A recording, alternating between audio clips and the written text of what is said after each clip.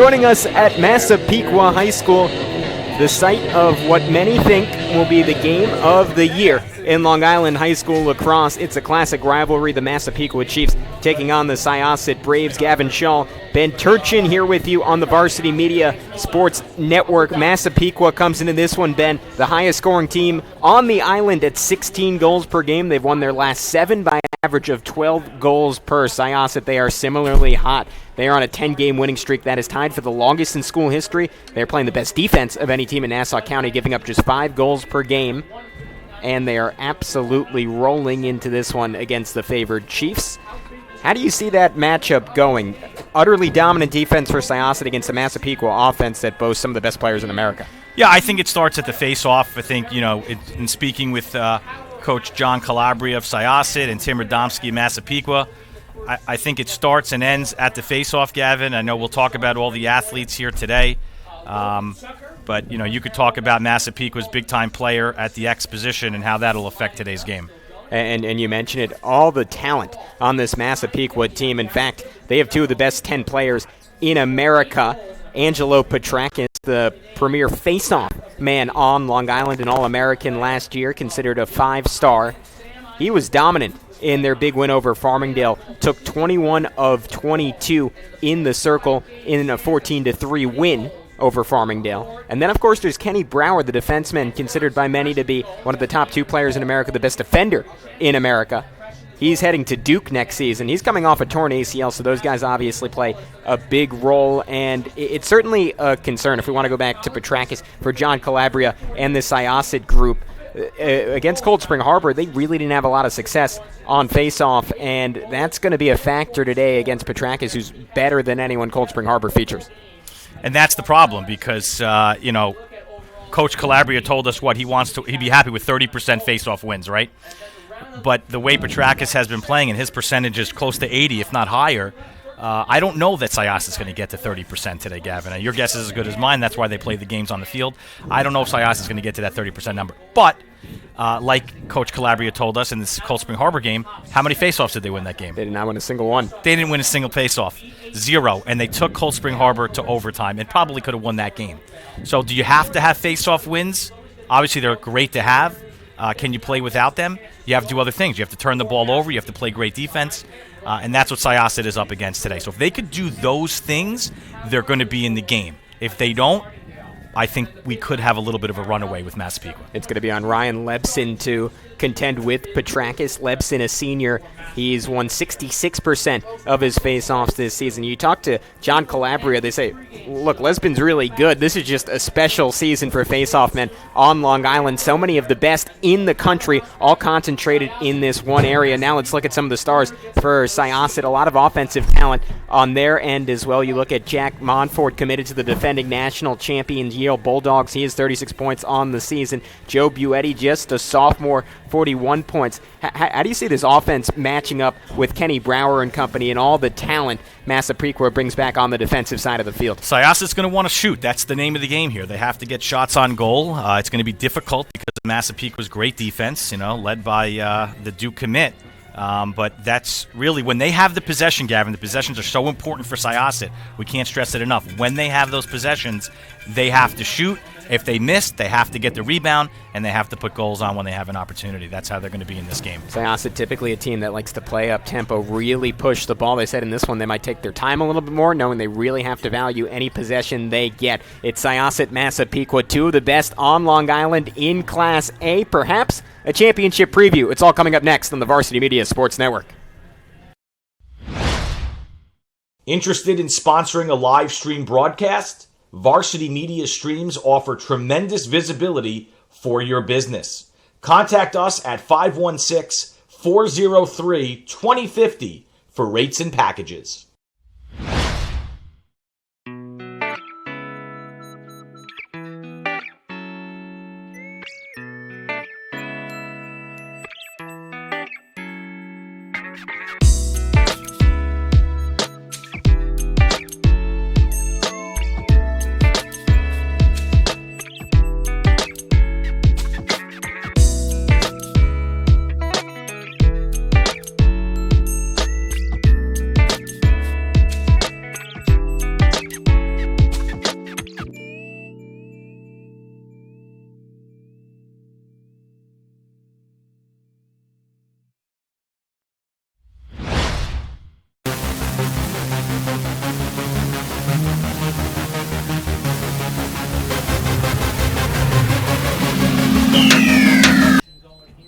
Welcome back into Massapequa High School. Again, it's Gavin Shaw, Ben Turchin here with you on the call. Let's quickly get into starters pregame for the Massapequa Chiefs. Or rather, let's start off with Syosset.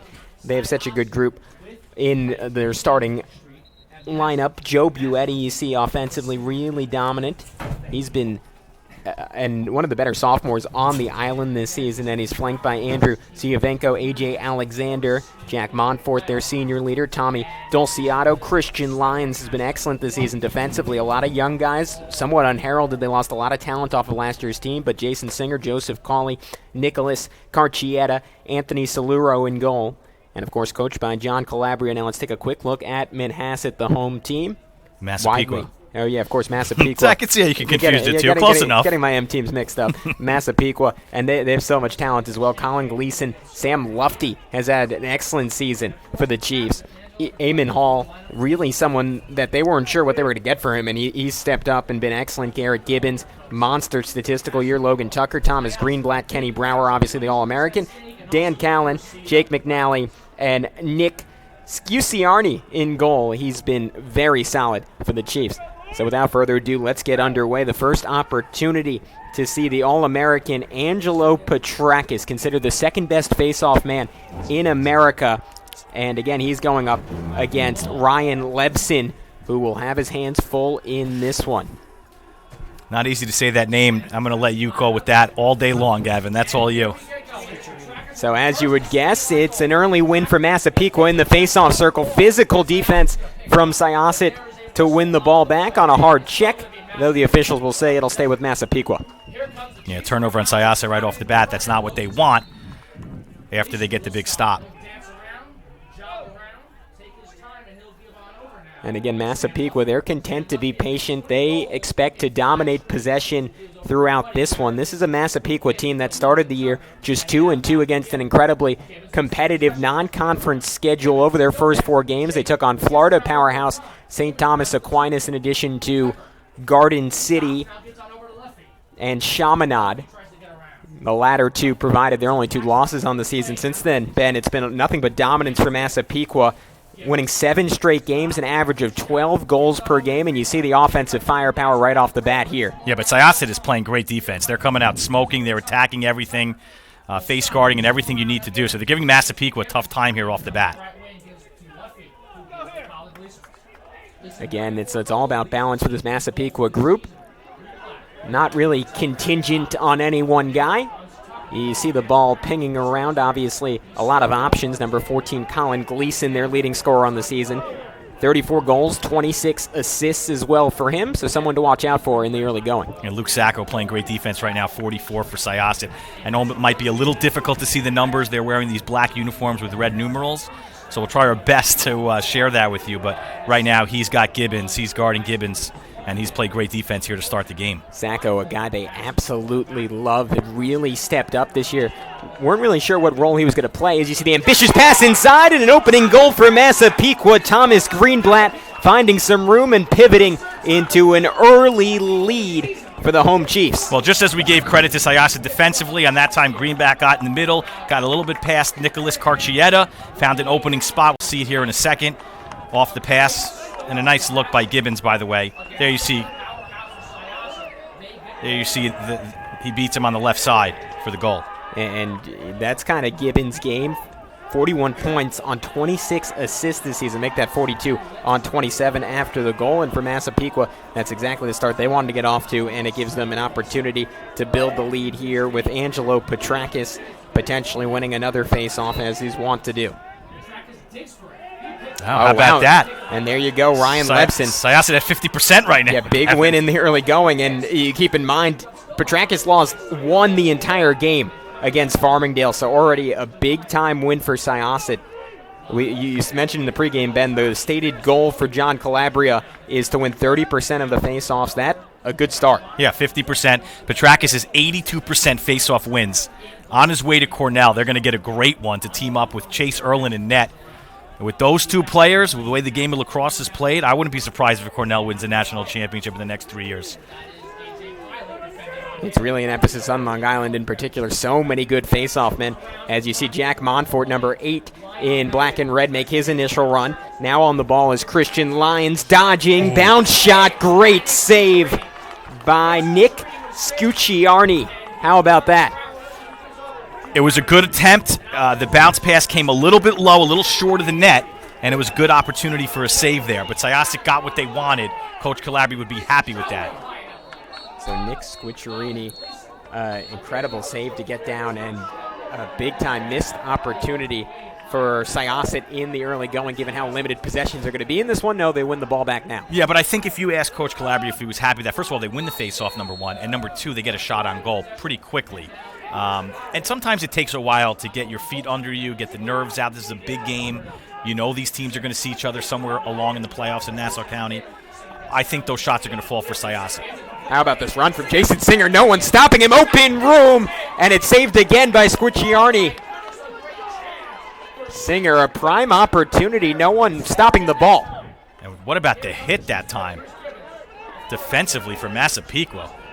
What a stick. Now Garrett Gibbons, you see the speed from him as well. Both these teams, incredible athletes, defenders that are very capable then of working their way up the field and making something happen. And Gavin, we've done a lot of lacrosse games this year. This is the most intense game we have done yet. You could just see how fast, how quick, how good the players are on this field right now. Again, these two teams filled with All-Americans, some of the better players in America on this field right now. A lot of collegiate recruits here playing today. You'll be seeing a lot of these kids on ESPN and some of the other college lacrosse stations in the next coming years. That's how good this game is. And we have to thank everybody for joining us today on the Varsity Media Sports Network. We've got a couple of games left of the season, and this obviously was our feature one here on the schedule. So now Gibbons applying some speed. Gibbons had a chance there, Gavin. I was surprised. Were you surprised he passed that up there? He had a good look at net. Again, Massapequa, they're going to be a little bit more prone to taking their time than the Syosset group is. How about that defense by Monfort, number 8 for Syosset there? Didn't give Gleason anything, Gavin. A start and stop, and now a jump shot that'll miss the net off the stick of Logan Tucker, but you like the aggressiveness early from the junior midi coming up and playing on offense. I like the defense that Syosset is playing right now. Actually, both sides of the ball, the defense has been spectacular. I think that's what's sticking out here early. Gleason, and there's a goal. Beautiful setup for Sam Lufty. His 31st goal on the season, 41st point, and it's a 2-0 lead for Massapequa. Yeah, and the bottom line there is you just can't leave Sam Lufty that wide open from the top. I mean, he's too good offensively, and he's got too hard of a shot there. As we'll see right here, Gleason will give it right up, and look at that. Just a great look, and we have to let the folks know that there is a mist going on here in Massapequa. That's why it looks the way it does on our cameras right now. It's a heavy mist. At least it's not raining for the players out there, but it does look a little bit foggy, and that's the reasoning that you see it the way it does here on the camera. We'll try to adjust that as the game goes on. Adds a little bit of a sense of drama, though, a little noir. It's like the fog ball, like Cincinnati Eagles game from like 1981, the fog ball. Sure, it's a special environment here. There's Petrakis, as you'd expect, winning the face-off and making a run. Petrakis just 2 goals on the season. Late pass, tic-tac-toe, and it's deflected. They had the opportunity there. I don't know who dropped the ball. Was it Eamon Hall, possibly, number 24? It was Eamon Hall who had a chance and just couldn't corral it in the stick. Great play by Massapequa. Eamon Hall, he likes to hang out in that dunker spot. 21 goals on the season, and he's just sort of the lunch pail finisher for this Massapequa group. That time not able to collect. It was great ball movement, though, for the Chiefs. Certainly an encouraging sign for them. Now here on the Syosset side offensively, when you get the opportunity to come away with the ball, you got to make something happen offensively, and Syosset unable to do that here on this transition.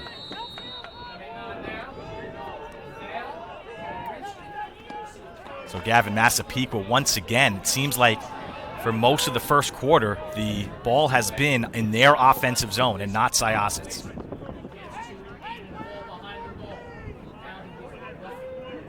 This Massapequa team knocked Syosset out in the county championship last year. They went on to play in the Long Island title where they fell to Ward Melville 8-5. they certainly have state title aspirations this year. You see the rapid-fire ball movement again, and it was deflected that time and ultimately recovered by Eamon Hall. Crawley with the great defense there, number 33 for Syosset, Gavin. That's what I'm talking about. They're getting some great defensive looks. Syosset is. They're playing great defense, and it's just when they have those missed opportunities, Massapequa is so good that if you give them a sliver of a lane, they're probably going to connect. So you have to play uptight, face guard these players. I mean, otherwise, it's going to be a long night for Syosset. Bounce shot went wide that time for Colin Gleason.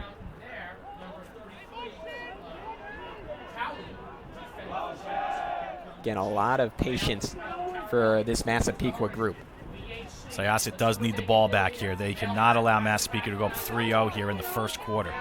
We talked about it at the Open. We said if they didn't get turnovers, if they didn't control time of possession in their offensive zone, it could be a long night for the Braves, and you don't want to see that happen early in the first quarter. And just to give you an idea of how atypical this is for Syosset, they only allow 5 goals per game on the season. They're the best defense in Nassau County, but again, you go up against the type of talent this Massapequa group has, and you don't have possession for long stretches of time. Goals are going to be inevitable. Right. And, let's just face facts. In Conference A, there's a few teams that are at the top, and the rest of the teams, not to take anything away from anybody, just aren't at the level of a Massapequa and a Syosset and a Farmingdale, and you can throw Oceanside in there to an extent. And that's, a big reason why their defense, that isn't the only reason, but that's a big reason why they've given up so few amount of goals this season. Gleason spinning, probing, looking for room, reversing, and saved brilliantly that time. Going low to collect it was Anthony Saloro. But give credit to Jason Singer defensively. He forced the shot inaccurately there by Massapequa. He gets a lot of credit there. Jason Singer, real talent, won a starting job late last season as a freshman.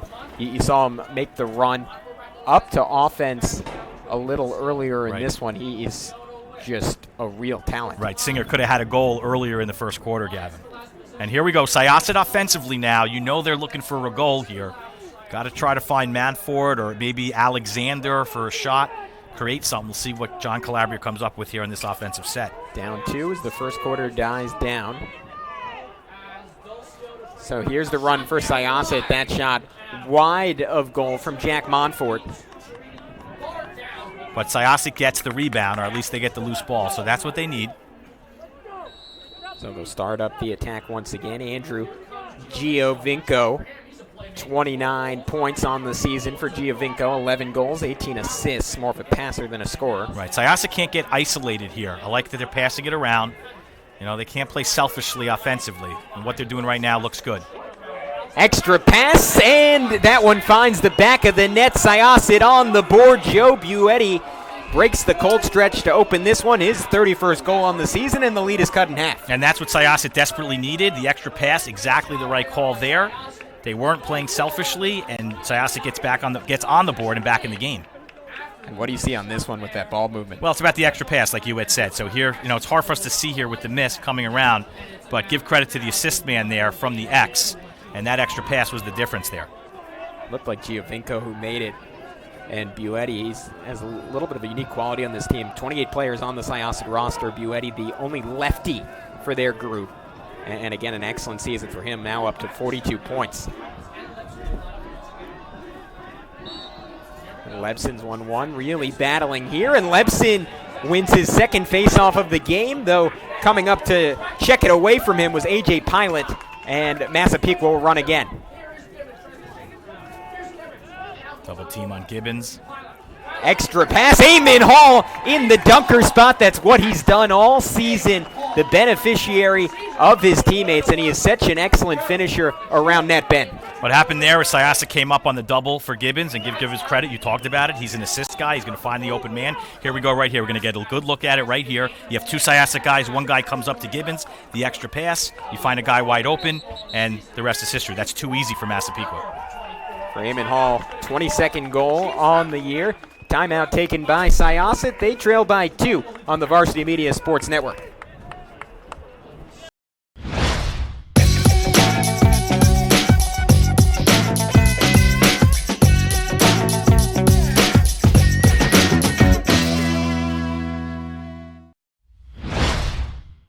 Interested in sponsoring a live stream broadcast? Varsity Media Streams offer tremendous visibility for your business. Contact us at 516-403-2050 for rates and packages.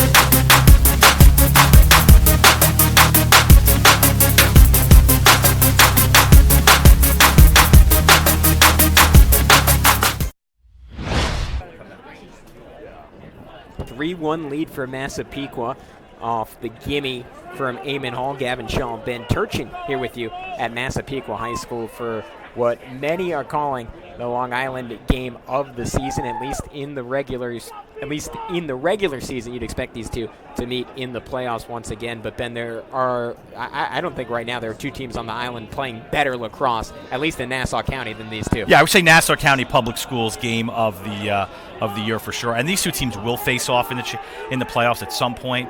It'll probably be the Nassau County Finals, the championship game. And like you said, Massapequa got them last year, but Syosset's gotten Massapequa in the past. It's a big rivalry here in Conference A. And I would say the story of this one is Syosset finding a way to hold up on the face-off. They still trail by 2, but an opportunity to change that here after another win for Lebson against Petrakis. Yeah, so after the timeout by Syosset, you give them credit to win the face-off, and let's see what they can do here with the ball.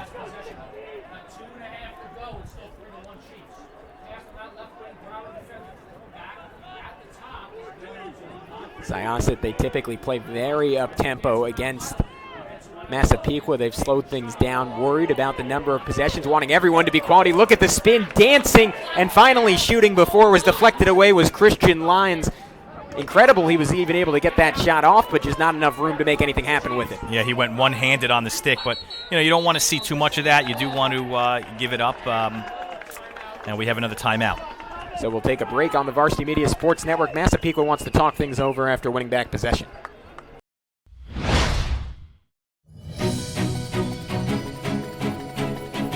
Now is the time to sign up with Varsity Media for this year's lacrosse season. We offer competitive filming rates for full season coverage of your team.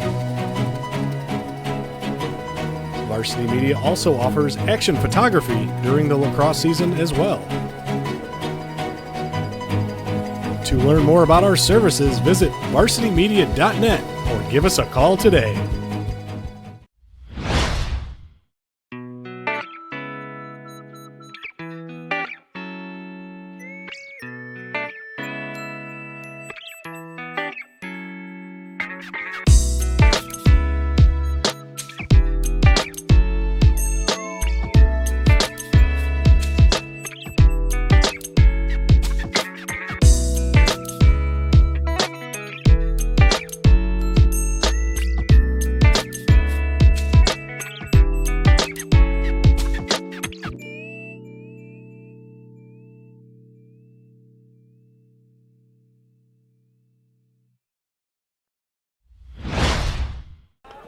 Syosset's found a way to stay in this one in terms of possession, nearly even on face-offs, and yet as we near the end of quarter number 1, it's a 3-1 lead for Massapequa, and the Chiefs have the ball. Boy, it seems like we've played a whole half already, and we're not even through the first quarter, and that's good news for Syosset because they're getting off here to a 3-1 deficit, but obviously so much lacrosse left to play in this game. Here's a run by Greenblatt. Eamon Hall's been dynamic, and another goal. That was Sam Lufty, to actually. Sam Lufty, the connection once again. So Lufty, his second goal of the game. I believe Greenblatt set him up twice. One of the better lefty shooters on the island has 2 goals, and it's a 3-goal lead for Massapequa. I think what's happening here with Syosset, and we get another look right here. That was a good look here. He just beats his man, and then again an open. You got to step up if you're the Syosset defender. You got to step up to Lufty and block the lane, and right there it's too easy. The looks are too easy right now for the Chiefs, and they have themselves a commanding 4-1 lead. Sam Lufty, a special year continues. Jim Radomski, head coach of Massapequa, saying Lufty has one of the hardest lefty shots I've ever seen. His intensity is through the roof, and you're seeing that in the early going. Yeah, Hofstra's getting a great player in Sam Lufty. They're very fortunate. We get to see Lufty locally here on the island. So many of these great players wind up playing Maryland, Duke, Cornell, Virginia, you name it, but Lufty electing to stay home. Hofstra, the local college, them in Stony Brook. How about that run from Garrett Gibbons to win possession? Massapequa will take another timeout. Up 4-1 on the Varsity Media Sports Network. Interested in sponsoring a live stream broadcast? Varsity Media Streams offer tremendous visibility for your business. Contact us at 516-403-2050 for rates and packages.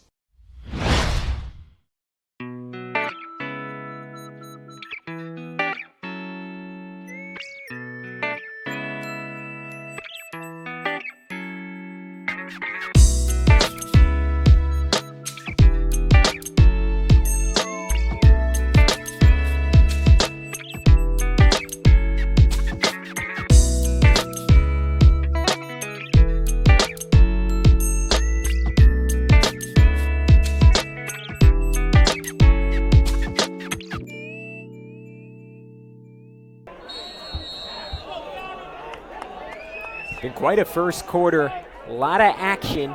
Massapequa with 4 goals, they've controlled it. Syosset, they've had their moments in this one, winning a couple of faceoffs, but we've really seen the hustle from Massapequa in those ground ball situations. They've figured out a way to control this game despite not having their typically dominant effort from Petrakis in the faceoff circle.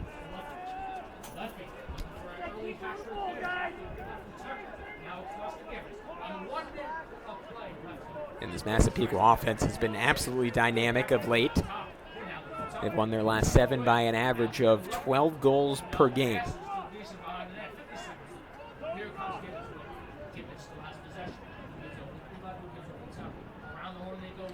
Massapequa playing very patient offense right now, and why wouldn't they? They have the 3-goal advantage, so they're in no rush here to end the first quarter.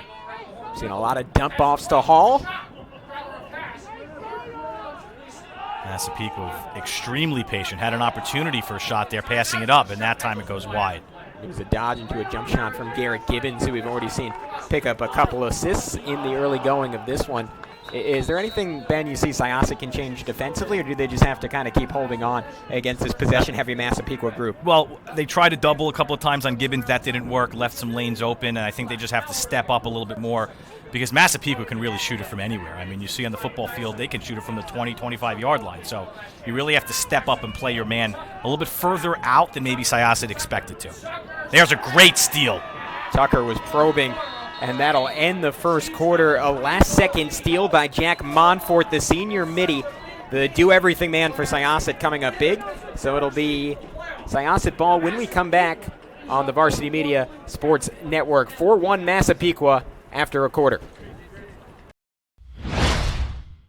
Interested in sponsoring a live stream broadcast? Varsity Media Streams offer tremendous visibility for your business. Contact us at 516-403-2050 for rates and packages.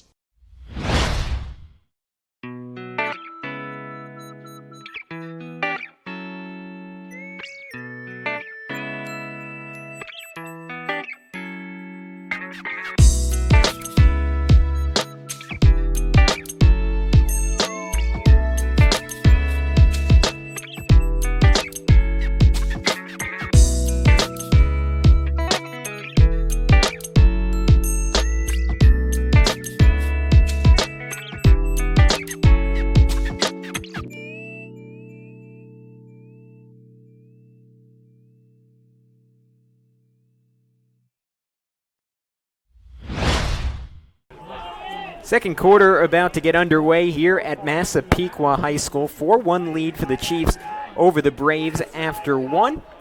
And it was fascinating how it happened. We expected a face-off or dominant effort on face-off by Angelo Petrakis and Massapequa. It was relatively even. A great first quarter for Ryan Lebson allowed Syosset to stay in it in terms of possession, but Massapequa, they found ways to get the ball, and when they did, they converted more often than not. And we'll see what Syosset has up their sleeve here for quarter number 2. They faced Massapequa first quarter. It's almost like they took all the bullets, and they're down 3 goals. So now I would expect Syosset to take a deep breath, and let's see what happens here in quarter 2. And how about that? Another win for Lebson. It was John Calabria begging for 30%, saying we need that to have a chance in this one. They've won about 50.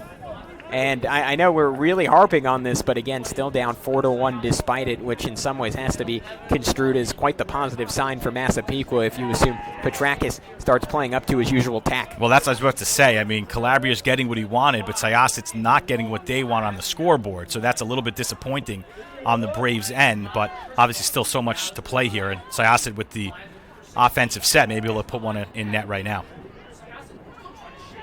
Nice job by Anthony Alexander, AJ. Dodging, and scoring on the jump shot is that man, AJ Alexander, just a sophomore.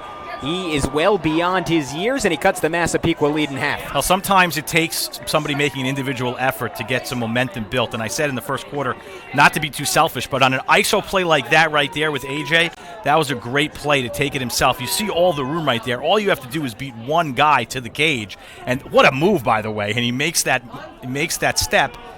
And that's a great, Gavin, it's just a great individual effort. You can't say anything else besides that. Absolutely dirty from A.J. Alexander. John Calabria describing him as a big-time Dodger. You see it right there, rolling one way and then reversing momentum and totally losing his defender in the process. We should say, by the way, that we'll have his father, Anthony Alexander, the founder of Igloo Lacrosse, the sponsor of our broadcast, on at halftime. So you'll want to stick around for that. Got to ask him about that goal. I'm sure he enjoyed it.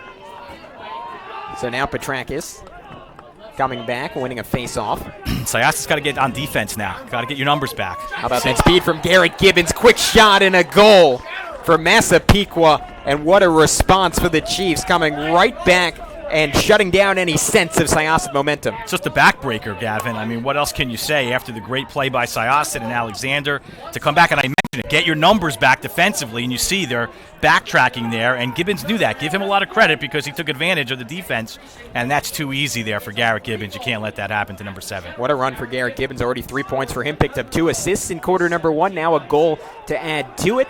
The quote from Tim Radomski, our team goes as Garrett goes, and that's been true throughout this one. He's been rolling, and so have the Chiefs. He is a playmaker, folks. In case you haven't seen his game, it's unbelievable. We've seen his game as early as this season here in 2019, and it's been like that all year long. Petrakis getting back into rhythm now, winning 2 straight against Lebson after Lebson won 2 in a row. Again, Massapequa not in any hurry here after that goal. They're going to set their offense up.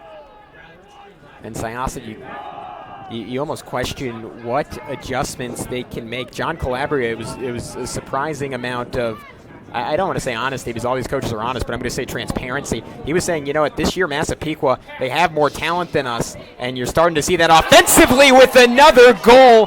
That one courtesy of Sam Lufty. He is a hat trick, and Massapequa is rolling in half number 1. Yeah, Lufty, I think, is our early leader in the clubhouse, maybe with Gibbons for the Igloo Lacrosse player of the game, but Sam Lufty, wow, and we're going to get a chance to see him play at Hofstra. How great of a treat is that? But again, Massapequa working it around, and as the case has been for Syosset all day, an extra man is left open. So I don't know if the strategy defensively is to double on some Massapequa guys and leave some other guys open. I don't know, but it seems like that here so far in the first half. It's that old saying, ball beats the man. Massapequa rapid-fire passing in. Syosset has not quite been able to keep up. So it felt like after they got that second goal, courtesy of the individual brilliance of A.J. Alexander, that the Braves were going to have a little bit of momentum, and that has not been the case as Lebson nearly won that one, but Petrakis able to knock it over to A.J. Pilot, and this Massapequa attack will have another opportunity.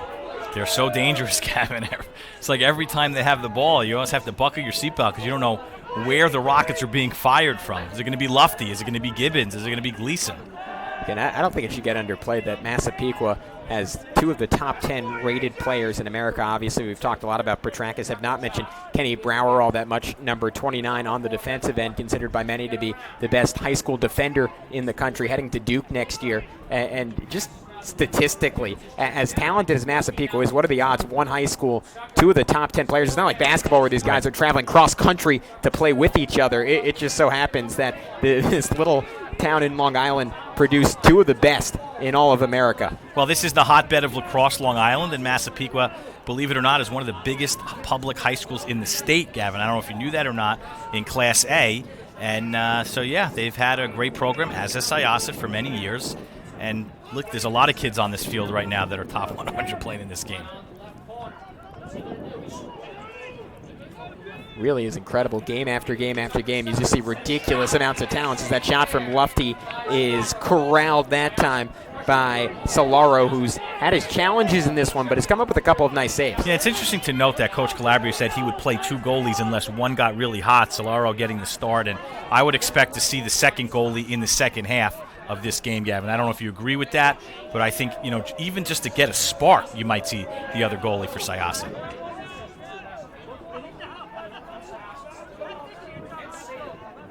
And Syosset with the ball. They would love to put a third on the board here. Get within 3. In Syosset, we've talked up their defense a lot. It's not like their offense hasn't been excellent over this 10-game winning streak. They've scored in double digits in, I believe, 8 of those 10 games over the stretch. It just, again, you run into a buzzsaw with this Massapequa group led by Kenny Brower. Oh, they have plenty of guys that can put the ball in the net, led with Joe Buteri with 31 goals this year. So we know they can score. About 6 or 7 guys for Syosset, double digits in goals. So Syosset showing off a little patience offensively. They mentioned that was something they were going to change in this one, and now they turn it over. Great one-on-one defense there from Jake McNally, and Massapequa will try and attack in an unsettled situation yet again. The other thing about these two teams is all these kids know each other, Gavin. They all know their tendencies. They all know how they play. They play on club teams in the summer, obviously Igloo Lacrosse being one of them. There's actually 3 kids between Syosset and Massapequa that play in the same summer club, so they know each other, and that makes it a little bit more interesting because, they're not strangers. They know each other's game. This is an ongoing rivalry, these two teams. Ever since John Calabria got to Syosset, they have been amongst the best in Class A. Massapequa's been doing it forever. When Calabria got there 20 seasons ago, all the way back in 1999, Syosset was barely a playoff team, and they built their way all the way up to the 2007 season where they won the first county title in school history, and since then it has been history. Syosset dominant year after year after year. They've won 4 more in the ensuing 12 years and looking for another one this year. John Calabria saying they put the state title game on the schedule every year. That's the aspiration, the expectation is a county championship, though with this Massapequa team in the way, it'll certainly not be a given this season. Folks, we just need to apologize. The mist has coming into our cameras. We're trying to wipe it down as much as we can during timeout. Sometimes in the play, during the course of the game, there is no timeout situation, so you're seeing right now a real misty, foggy situation on our cameras. We'll do our best throughout the broadcast to correct that when we have the opportunities to do it. So 2 flags fly, a little bit of physicality from the Syosset defense. And we'll see what the officials have to say about it as we're going to head to a break on the Varsity Media Sports Network. Massapequa rolls on in quarter number 2, up 6-2 with 6 minutes until the break. Interested in sponsoring a live stream broadcast? Varsity Media Streams offer tremendous visibility for your business. Contact us at 516-403-2050 for rates and packages.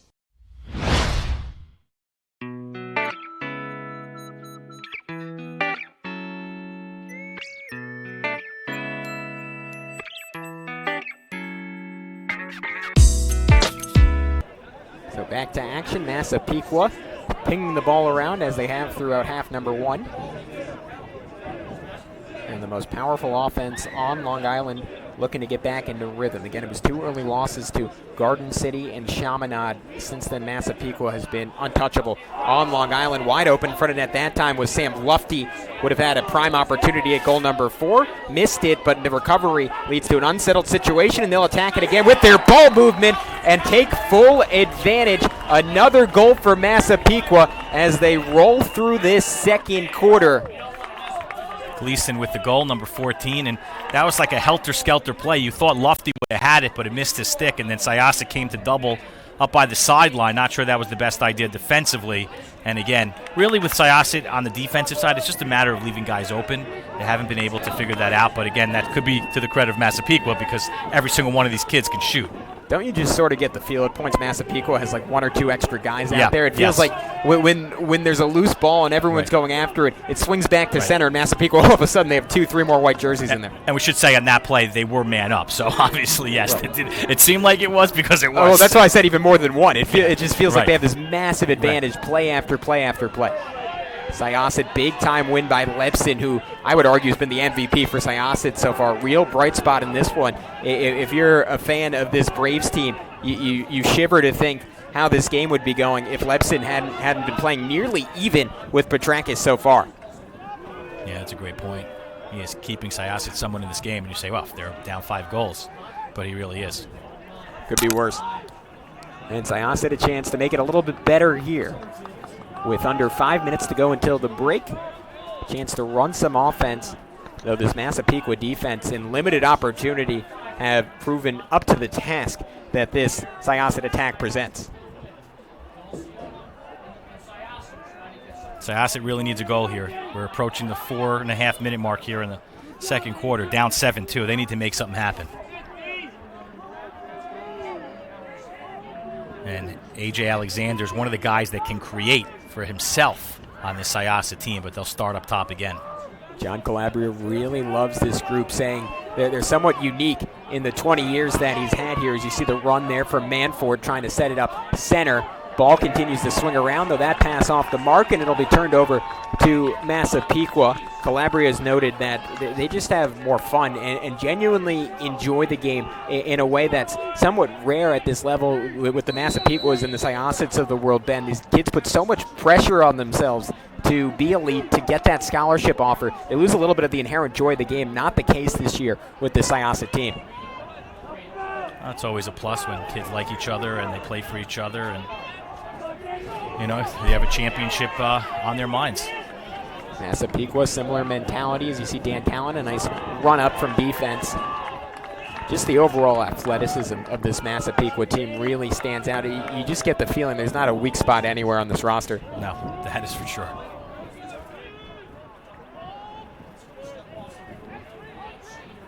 And Massapequa a chance to not hold for the final shot, certainly cut down until the break with a 5-goal lead. Nice dodge by Gibbons as he tries to draw a second defender. Reversal, now a shot wide of net, but he's checked down after the shot. 2 flags fly, and it's likely another EMO for the Chiefs. Yeah, they got 2 flags on that. I don't know if it was on the same player. Jason Singer, number 21 for Syosset. He's walking towards the sideline now, so he expects it to be on him. Syosset getting maybe a little bit frustrated right now. They shouldn't feel that way. They're still in this game. But you can ill afford to have a penalty like that. Saw what happened last time. Massapequa really broke them down in the EMO. It's a scenario where they've really thrived all season. Great combinations of patience and then decisiveness when the opening comes up for the Chiefs. Syosset really needs a big defensive kill here, so let's see what they can come up with.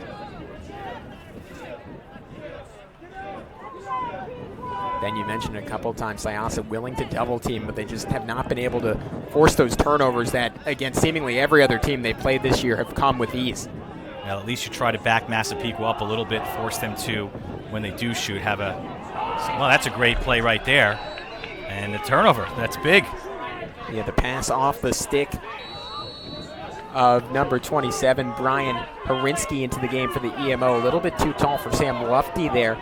Second time Lufty had a window to pick up his 4th goal and unable to get it. Nice run up the field for Solaro, but it's picked off nicely that time by Kenny Brower. So now you get to see the Duke commit make a little run on the offense. Brower 2 goals this year. Not going to push his luck that time, but interesting to see his athletic ability. His bounce shots wide of net that time from Lufty, who has really been hunting for that 4th goal, unable to get it so far, but don't expect him to stop anytime soon. Well, give Jack Montfort a little bit of credit there, because Lufty wanted to fire, and he made him adjust his shot just a little bit with forced it wide, Down by one man there. That's a nice play by Montfort. Now I think we're back to even strength.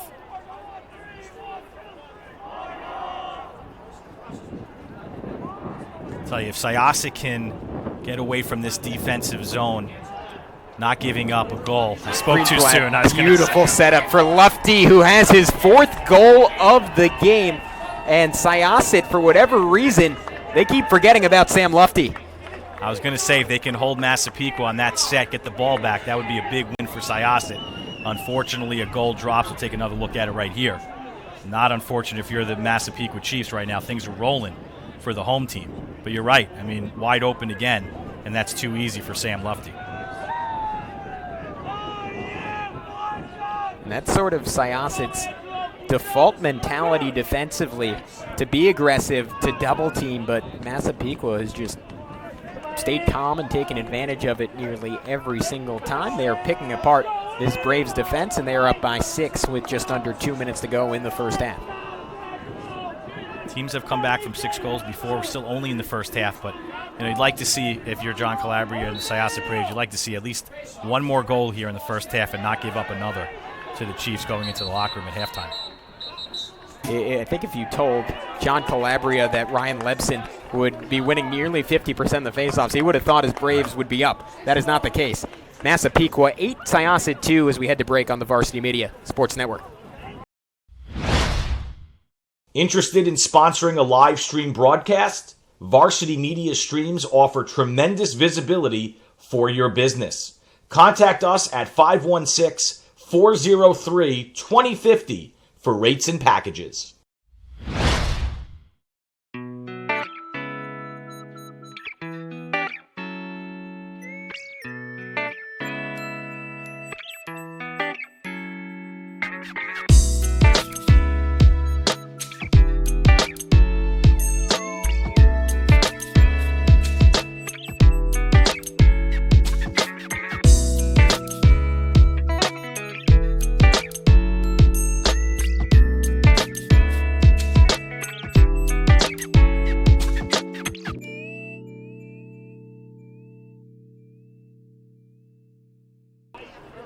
Just want to remind everybody, at halftime we'll have the founder of Igloo Lacrosse and a sponsor of our Varsity Media live stream broadcast, Anthony Alexander.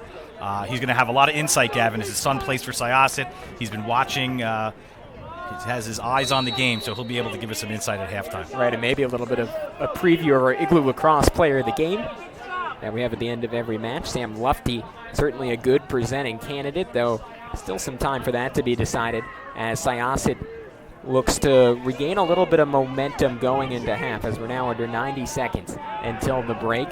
Massapequa up by 6.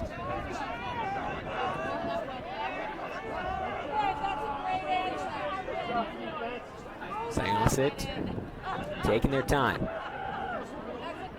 Massapequa not doubling the same way Syosset has. Now they draw a double. Desperation shot that time from Joe Buetti, who scored the opening goal of this one for Syosset, and nothing doing on it. Well, I think he took that shot knowing that A.J. Alexander would have him on the back end on the rebound, which he did, so Syosset keeps possession. We're under a minute to go, but that's what Syosset needs to do, put some shots on goal. They've only gotten off about 4 or 5 so far in this game. Massapequa, it feels like they have tripled that. Syosset drawing the defense. Rapid fire passing, but they're not necessarily getting the defense out of position in the process.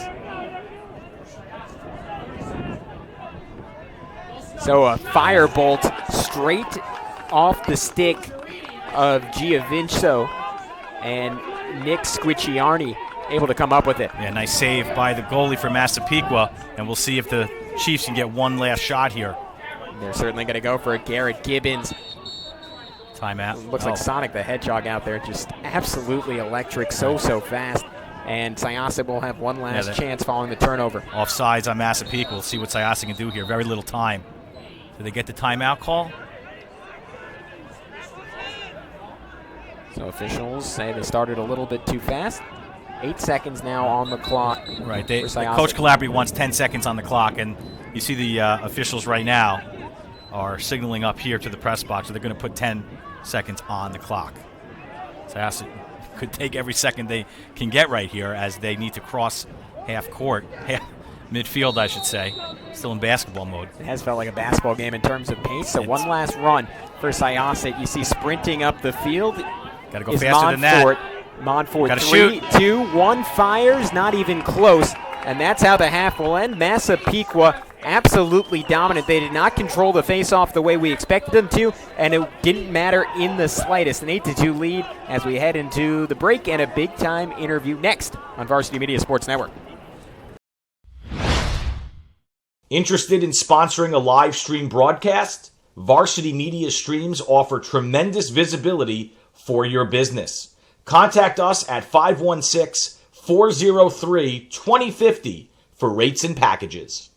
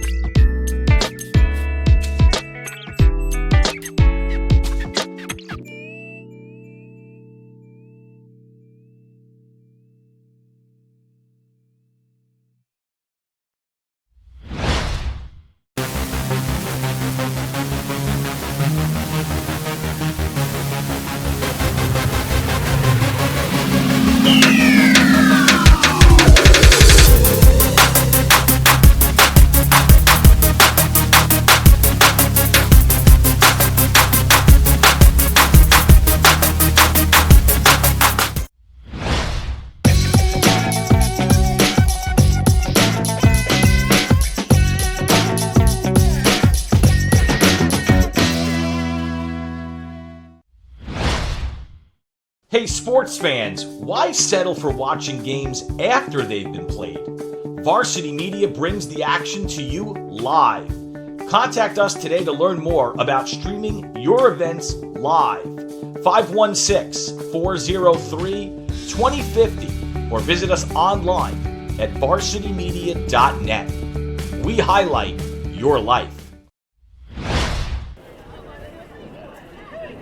And welcome back to Massapequa High School at halftime. Our score, the Chiefs 8, the Syosset Braves 2. And it's a pleasure to be joined by the founder of Igloo Lacrosse and the sponsor of the Varsity Media Sports Network broadcast throughout the lacrosse season, Anthony Alexander. Anthony, welcome to the broadcast. Thank you for having me, Ben. I appreciate it. Absolutely. Tell us a little bit about Igloo Lacrosse, how you guys got started here on Long Island. You're one of the bigger clubs around the state, actually. So how'd you get going, and where are we at right now as a club? Igloo's about a little over 10 years old now. Kind of started off just having one or two teams with kids locally from Cold Spring Harbor, Syosset, Manhasset, basically the North Shore. And we kind of just slowly grew it from there, just a lot of interest in other alternatives. And as you know, club lacrosse has gotten much bigger over the last 10 years. There's a lot of quality programs on the island, and just giving parents another alternative to what's out there. Yeah. Cool. And part of the reason, at least I think, that your club is so successful, your program is because of the coaches that you get. Talk a little bit about some of the coaches that have helped Igloo Lacrosse and the kids here over the past 10 years. So over the last 10 years, we've kind of made a point of coaching is everything, right? There's so much responsibility with it. You're not just an educator. You're not just teaching the X's and O's of the sport and training. You've got to be a father figure. You've got to be a family member. There's just a lot of stuff that goes into it. And so I don't take that lightly, in who we have representing Igloo. And we have some of the best coaches on Long Island who coach high school as well. We have Keith Cromwell, who's also a director of the program. He is obviously the head coach for Manhasset. We have Steve Fennell, who is the head coach for Garden City. We have John Calabria, who's the head coach for Syosset. And just to name a few, there's a bunch more. We have Sean Smith, who coached at Hofstra University for over 10 years. we just have a really good staff, and all of them believe in town, and we also believe in travel. It's definitely a twofold thing. We believe that you play with your friends in town, and then there's another opportunity to play at hopefully a higher level with the club scene on a national level. And you guys have been so successful. You've won world championships. You've won big-time tournaments. Obviously, I think you'll speak to the coaches as well, but talk a little bit about the kids that you're getting to come to the program. There's been there's 3 on the field today that we can name, one of them being your son, but a couple others that play for the Igloo Black Ice 2021 team. But what makes you guys as a program so successful from the athlete level? I think it's an all-encompassing thing. So, when we talk, we have a saying in Igloo, it's kind of like, it takes a village to raise a child. Well, we have a saying that says it takes a team to build a player. And really what that means is it's the coaches, it's the players, it's the parents, it's the community that surrounds those kids, right? If everybody's supporting the right, all the right aspects of their game, they'll improve on many levels. So it's not just how good they are skill-wise, but it's how their mental aspect and the support of it all goes together. And that's why I think we're very successful.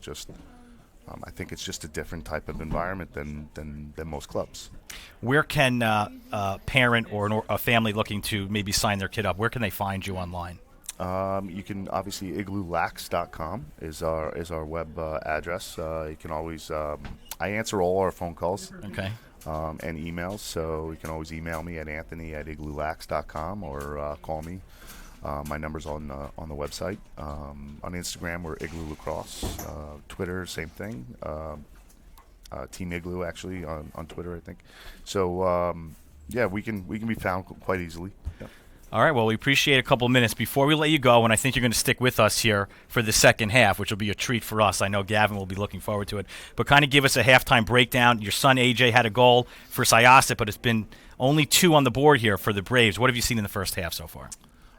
Middle of the field. So, from what I'm seeing is the middle of the field's being won by, Massapequa. They're doing a very good job of moving the ball in transition. They move the ball really well. That's basically what's happening. So we're getting caught in transition, and some of the 6-on-6 goals, we're basically getting a lot of, off ball movement where guys are cutting real hard or they're getting into space because obviously Syosset's sitting into a little bit of a zone here, and lefties really getting the benefit of most of it, right? So he's obviously a very good shooter, and we got to push out. Syosset's going to have to push out on that. All right, well, we're at halftime here. We thank Anthony Alexander for joining us. He's going to stick around and do the color commentary for the second half. That'll be a treat.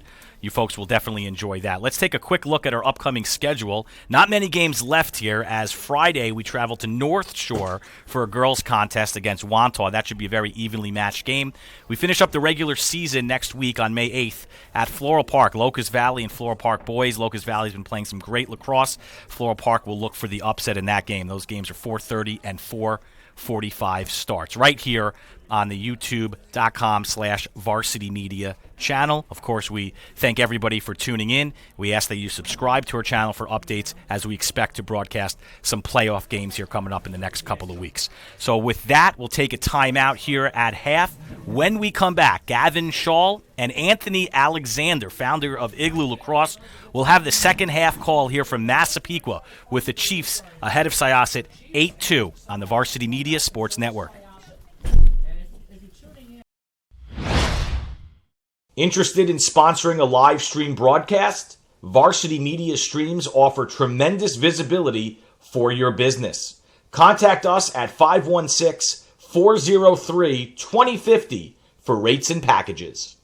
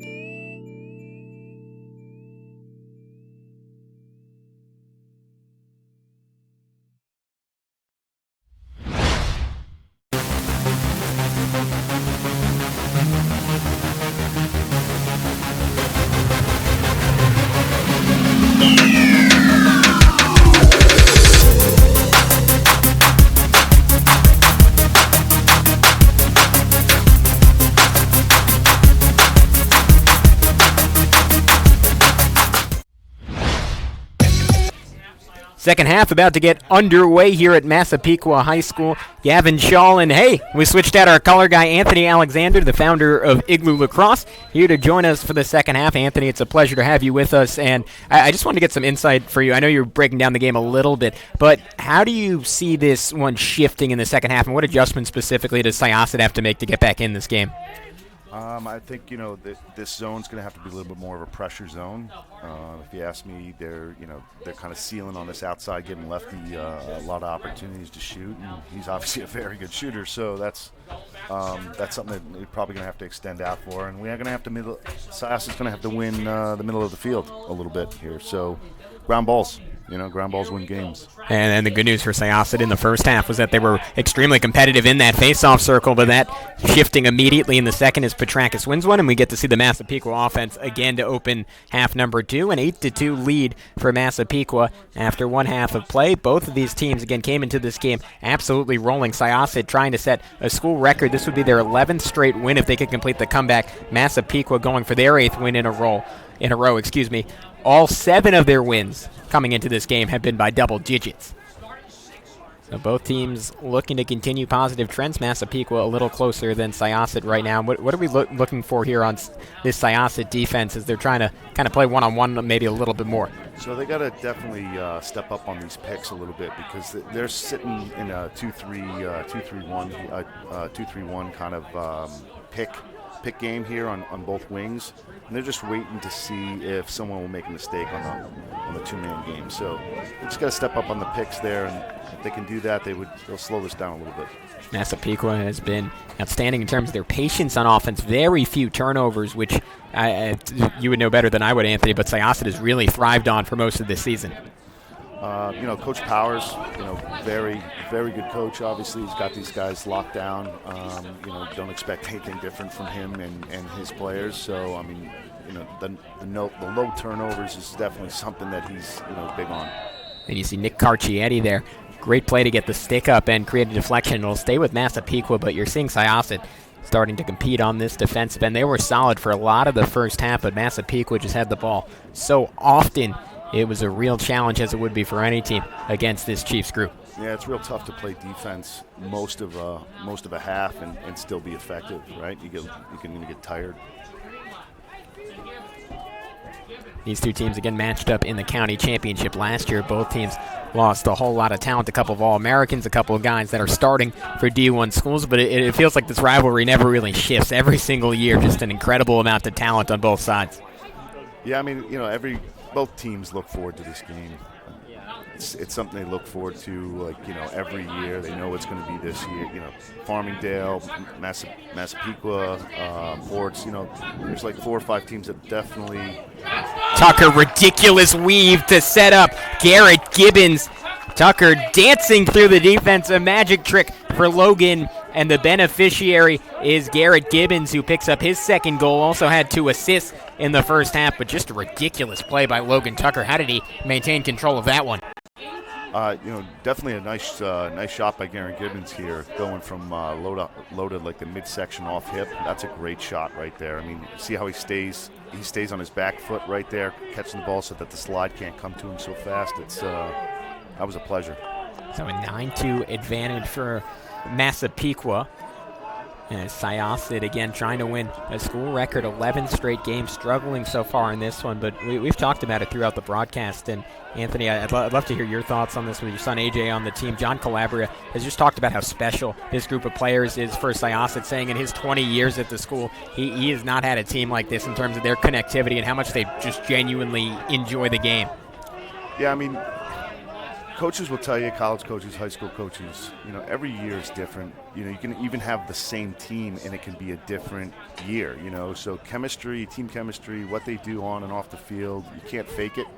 And, this group seems to be pretty tight.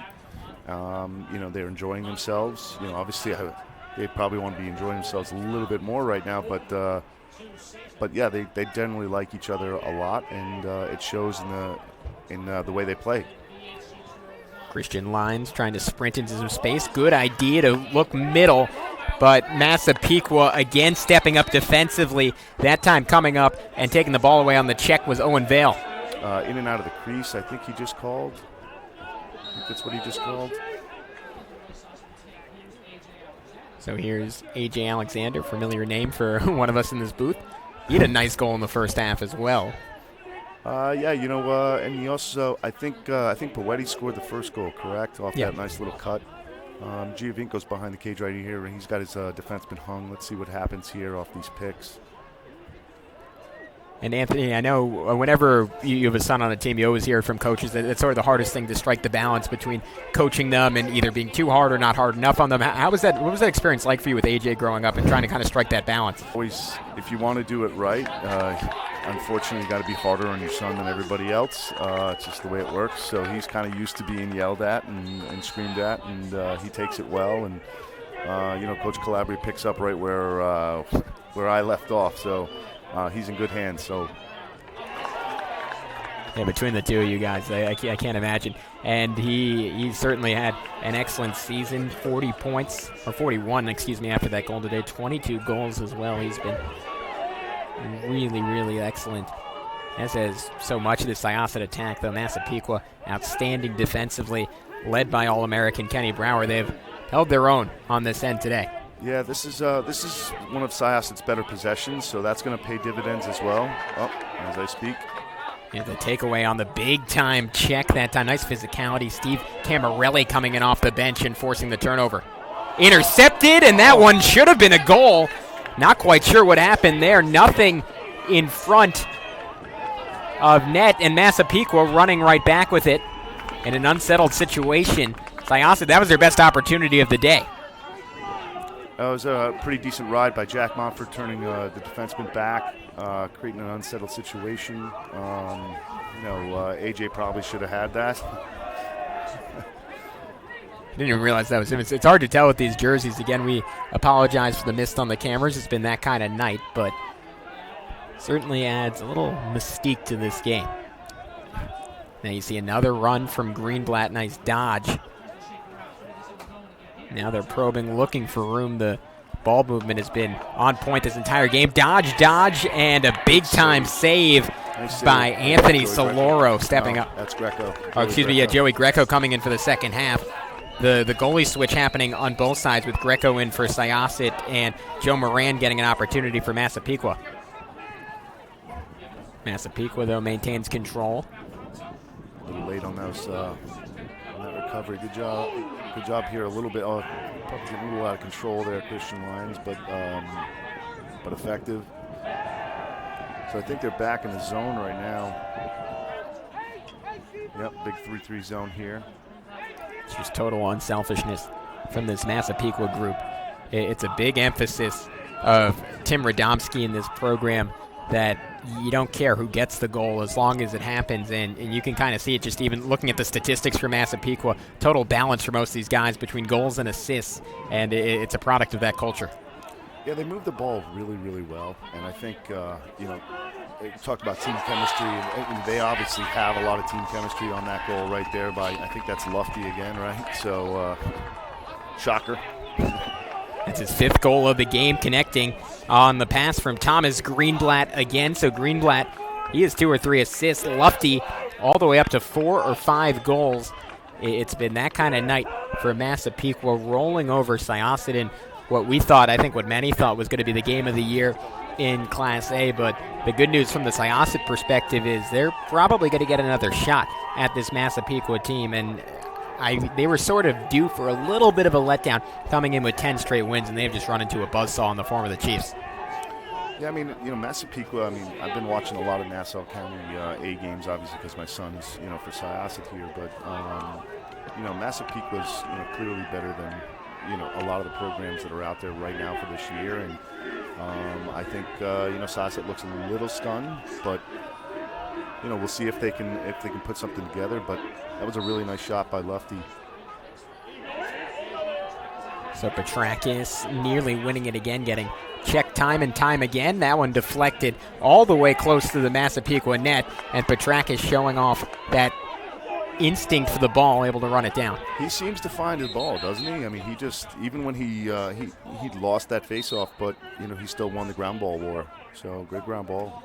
Petrakis, the 10th ranked player in America, though, if you can believe it. His head coach, Tim Radomski, has probably even more complimentary terms than 5-star status for him. He said that he's never coached or played against a face-off man as good as Petrakis. And on the flip side of that, off the field, he said, quote, "You'd let him date your daughter." So Angelo Petrakis, I don't think there's much greater endorsement than that from Tim Radomski. So he's getting it done on and off the field, and he continues to be excellent this season, the defending Nassau County Player of the Year. So you notice how they're trying to keep the guys down the side. That'll bode well for defense as long as you get them down the alleys. Let's see who comes up with the ground ball here. That seems to be something that Massapequa was doing a lot of. Syosset, nice chase there to go after it. He called the timeout before as he had possession. So Tim Radomski trying to keep his team in possession. He's able to. We'll take a break with him on the Varsity Media Sports Network. Hey sports fans, why settle for watching games after they've been played? Varsity Media brings the action to you live. Contact us today to learn more about streaming your events live. 516-403-2050 or visit us online at varsitymedia.net. We highlight your life.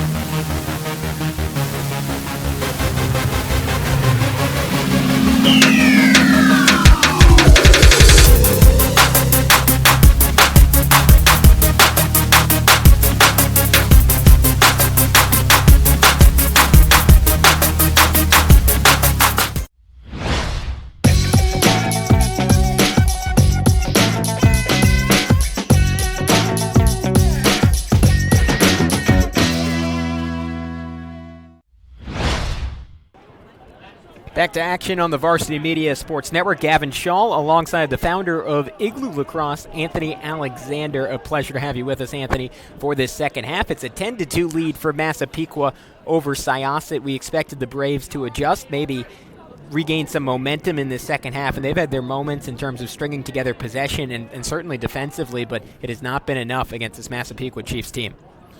Yeah, I mean, I think, a couple more ground balls here or there might be a little bit of a difference. It just seems the ball, sometimes in lacrosse, it's just a weird thing. The ball seems to bounce a certain way. The guys are working real hard, so they're turning 50-50 balls into their possession, right? So Massapequa's doing a good job of that.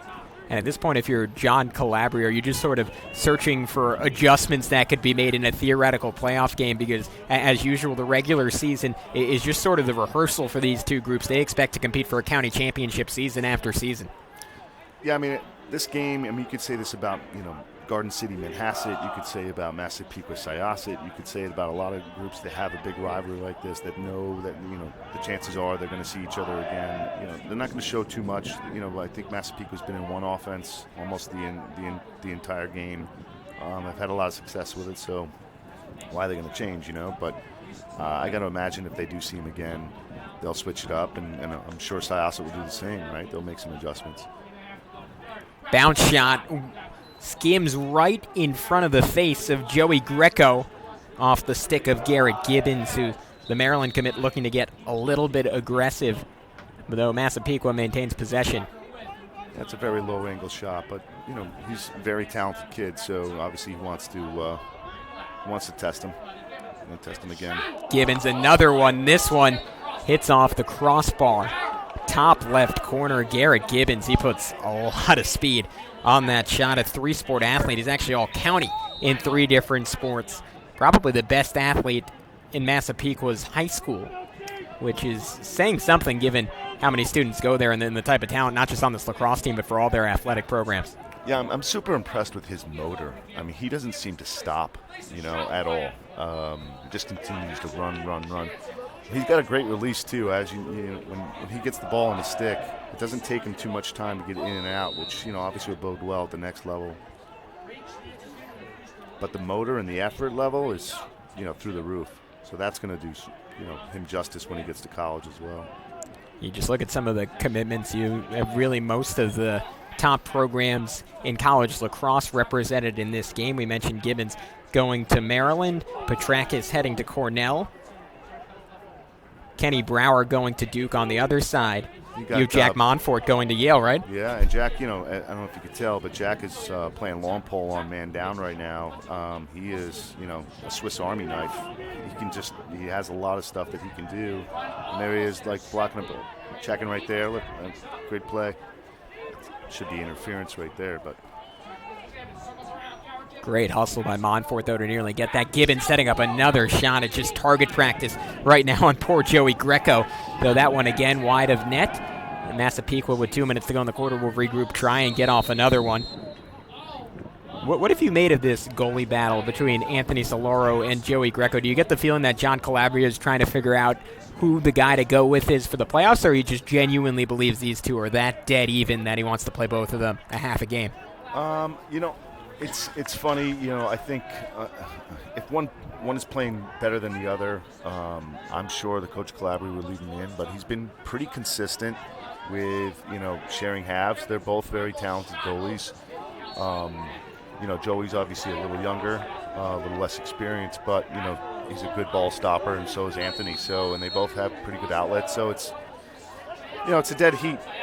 Greco statistically a little bit better this year, saving 55% of his shots. You see the run from Monfort before he gets it taken away on the stick check. Greco, a little over 50%. Solaro, a little under 50%, though Solaro, as you mentioned, the more experienced of the two. So a timeout, and we'll take a break with it on the Varsity Media Sports Network. Syosset looking to make this one a little more respectable as the third quarter winds down.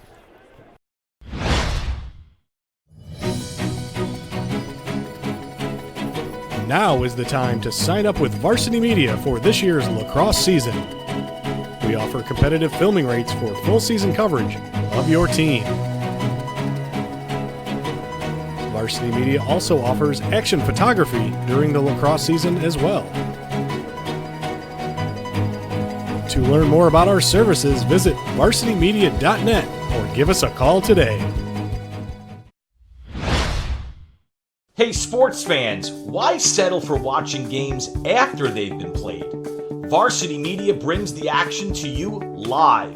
Contact us today to learn more about streaming your events live. 516-403-2050 or visit us online at varsitymedia.net. We highlight your life.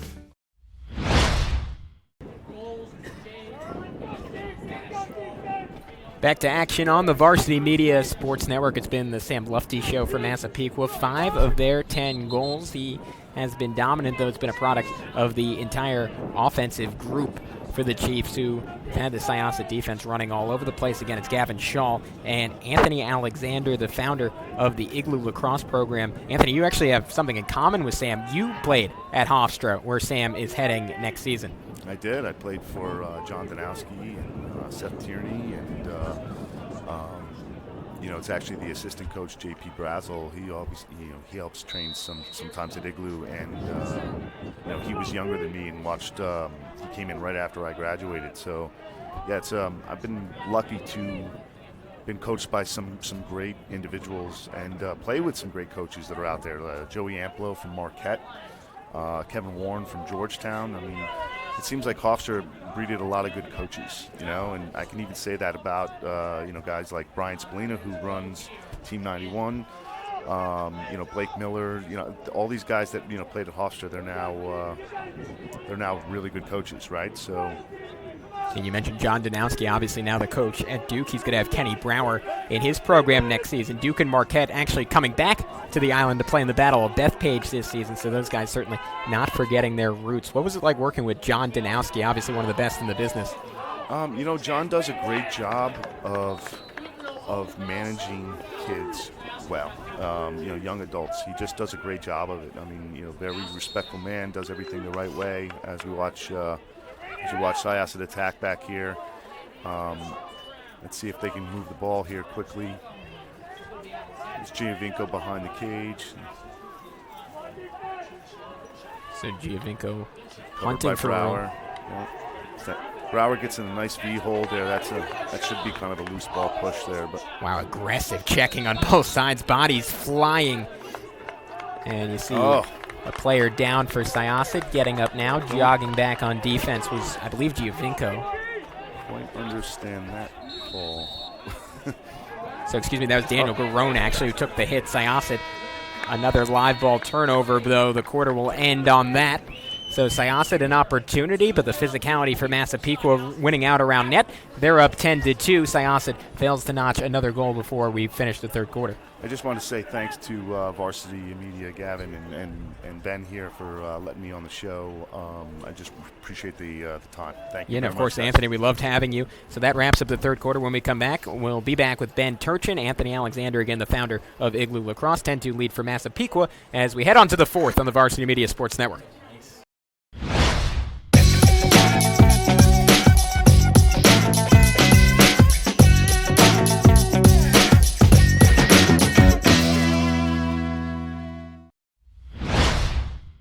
Interested in sponsoring a live stream broadcast? Varsity Media streams offer tremendous visibility for your business. Contact us at 516-403-2050 for rates and packages.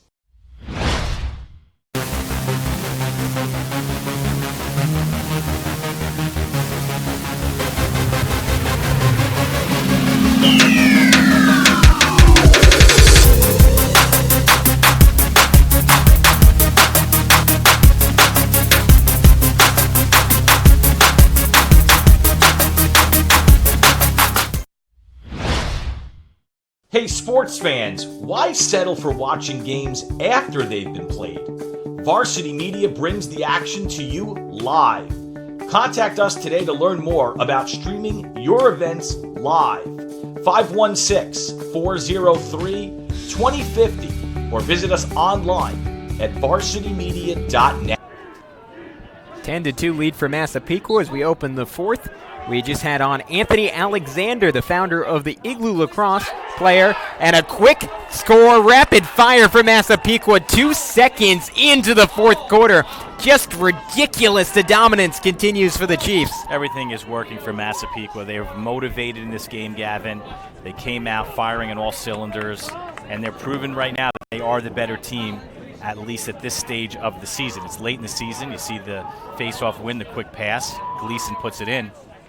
But Massapequa, there's no doubt, Gavin. There's no doubt right now who the best team is in Class A heading into postseason. Gives you some context for why Petrakis is considered one of the top 10 players in America, able to turn a face-off into a goal in 6 seconds.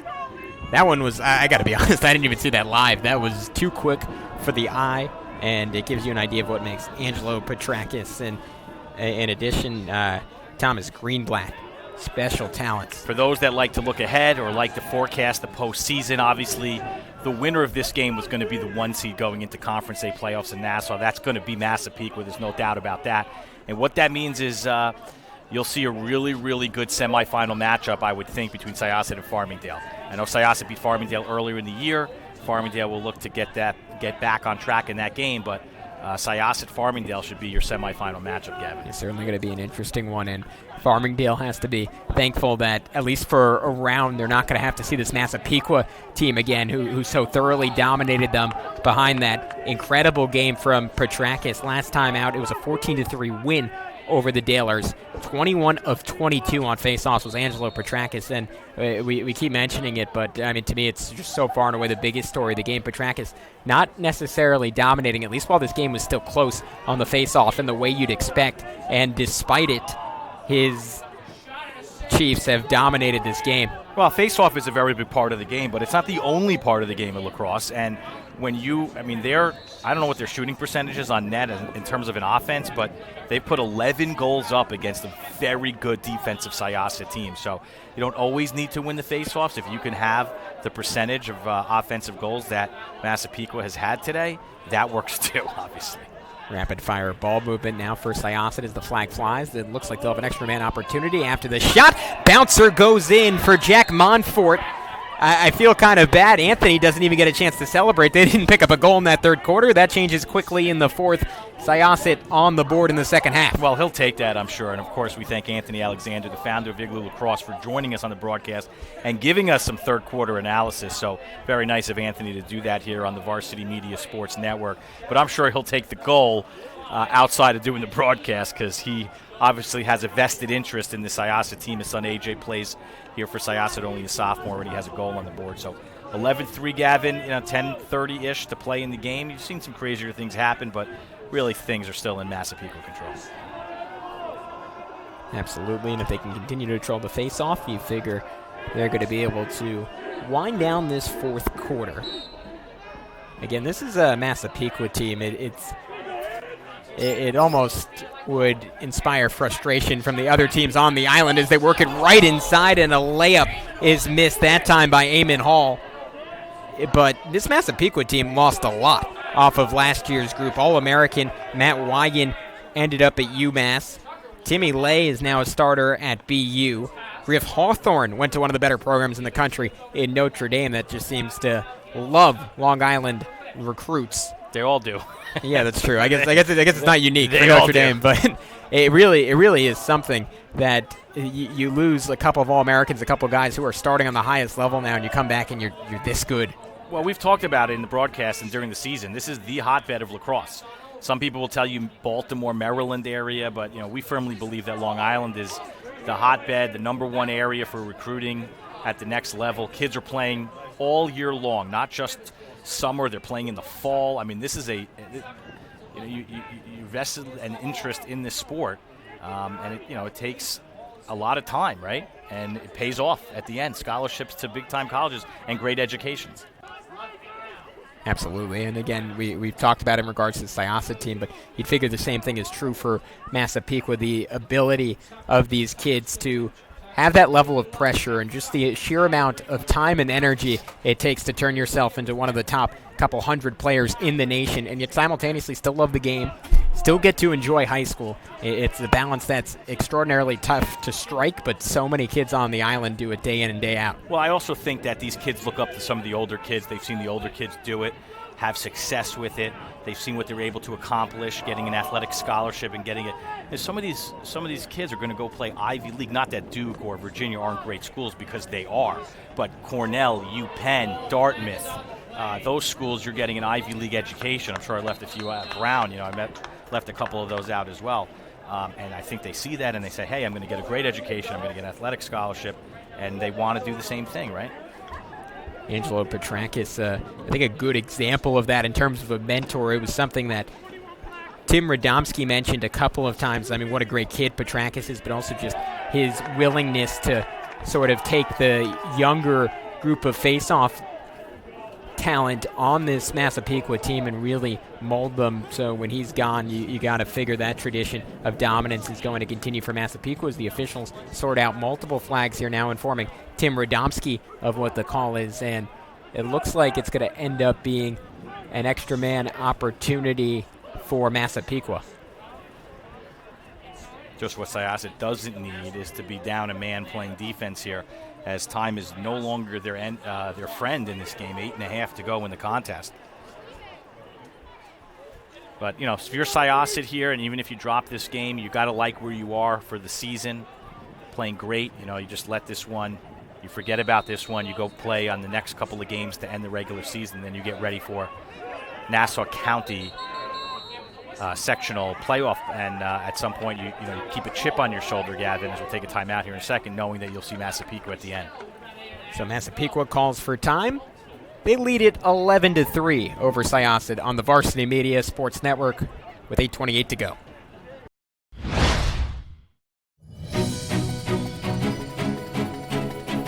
Now is the time to sign up with Varsity Media for this year's lacrosse season.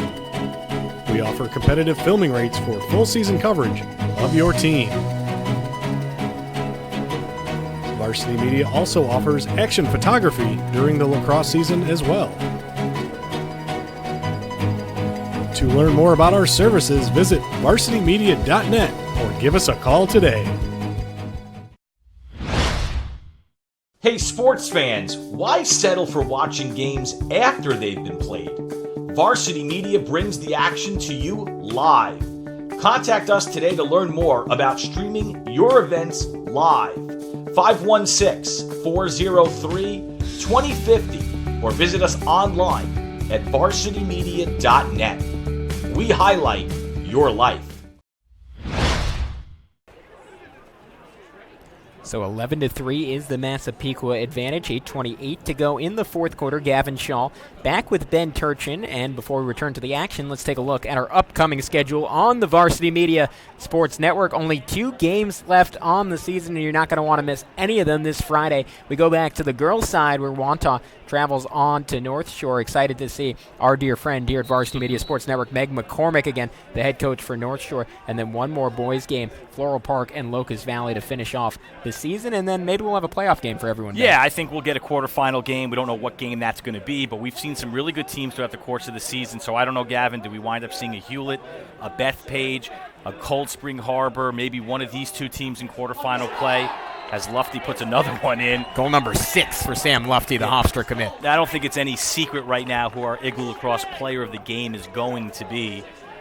He is having an outstanding contest today. But going back to some of the teams that we've seen, I will take one more look here, Gavin, at the goal. Feels like it's been target practice for Sam Lufty on, I think, about 4 or 5 of those 6 goals. He hasn't had a man on him, and he's been about 2 feet away. And you see that time, just a total helpless situation for Joey Greco looking around saying, guys, what do you want me to do there? Right. So we've got 1 week left. We'll finish up this week of high school regular season lacrosse. Then we have 1 more week next week to wrap up regular season. Then we'll see where quarterfinals shake out. Of course, quarterfinals is at home site, so we don't know where we'll wind up going. Could be anywhere. Could be on the girls' side or the boys' side, or maybe we'll do a couple of quarterfinal contests.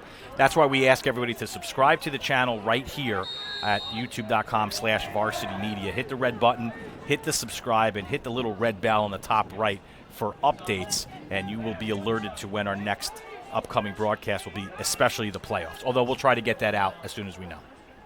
Absolutely, and something we're certainly really excited for. First season, I believe, of full-time broadcasting lacrosse on the Varsity Media Sports Network, and an opportunity to have a postseason game. These regular season ones have been so fun. I can only imagine, especially you get to see a Hewlett or a Bethpage again, teams we broadcast a couple times. One of these 2, it'll certainly be interesting. And another one for who else? Sam Lufty, goal number 7. He is more than doubling up Syosset by himself, and in a game that we expected to be one of the best on the season on Long Island. Instead, Sam Lufty and company have turned it into a laugher. Absolutely dominant. So coming into this game, Colin Gleason was leading the team for Massapequa in goals. He had 34. I think with Sam's 7 today, Gavin, it's safe to say he has taken the lead for the Chiefs in scoring goals. He's at 37 on the season. That's impressive. And you got to figure that Lufty, I'm sure that's a point of contention, probably something that they have up in the locker room. He's going to be telling Colin Gleason and company about that after the game, really padding the stats at this point. It is interesting, though. You hear both on this Syosset and Massapequa team. You ask the coaches about the mentality of their star players, and they'll tell you, look, they're not, we're in blowouts in so many games. They want to come out. They're not looking to pad their stats.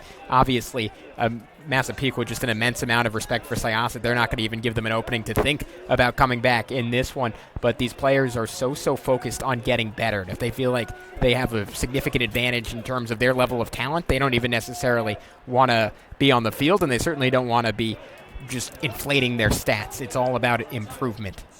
Totally agree with that, and I think there's a little friendly competition as another goal goes in by Brian Herinsky. But, it's a friendly competition within the players themselves, right? I mean, I'm sure Colin and Sam will have a little fun after this one, especially when you win. That makes it even easier. Absolute rip from Ryan Herinsky. High to low on that shot.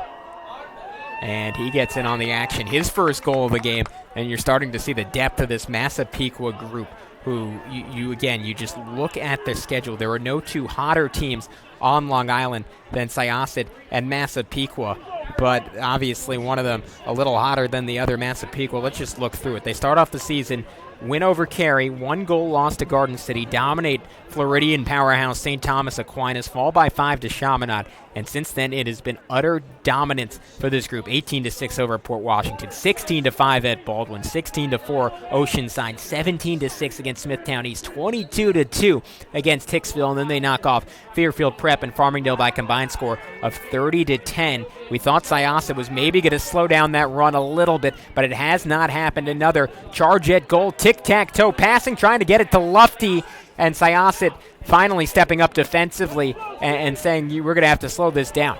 Great pass up the field, but it's fumbled and it's recovered by Logan Tucker.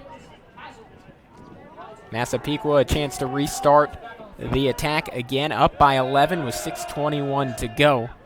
This game has not necessarily gone the way we expected. We thought Massapequa, if they were able to dominate on the face-off, they might take control, but I don't know about you, Ben. I certainly didn't see 14-3. Especially because Syosset was in it with the face-off, so you wouldn't expect that to happen, but maybe we underestimated how good the offense is for the Chiefs. With this offense, they're going to be right there. I mean, whether it's Ward Melville or whoever the Suffolk County representative will be, obviously they're going to play Syosset again or Farmingdale, but they're going to be right there with this offense, Gavin. That's the bottom line. Look at how fast that ball moves. Syosset, again, the fact that they're so aggressive defensively has played against them in this one. So what a run to go get it by Monfort, and the ball just dribbles over to Andrew Giovinco, who makes a run on net, though he's knocked off nicely by Kenny Brower. And that one sneaks into back of net. Never seeing it that time was the third goaltender, I believe. No, that's Joe Moran in net, the backup, and he didn't have much of a chance there. Let's look at that replay and see who put it in.